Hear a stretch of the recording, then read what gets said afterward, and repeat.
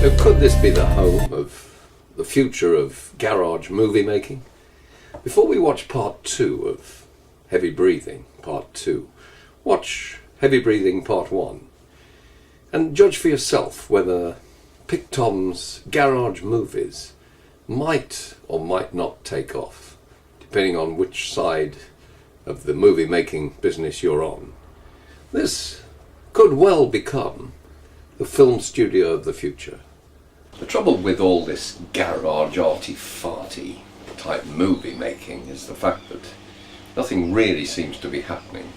It's all very slow, plodding stuff. Shots close up of feet uncrossing shoes.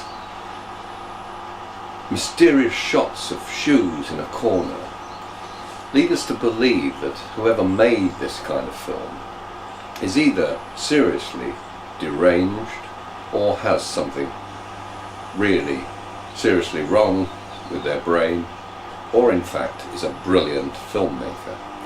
Garage filmmaking is possibly going to be a thing that we will be taking note of. So in Heavy Breathing 3, which is presently being made, there will be more of these close-up shots of feet, the heavy breathing, which obviously symbolizes the movement of something possibly coming behind you, suddenly jumping out at you.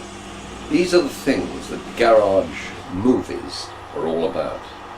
A thing of the future, a thing of the past, something that we should all be ready to jump on board with, or, as the case may be, in Pick Tom's case, get off quick while the going's good.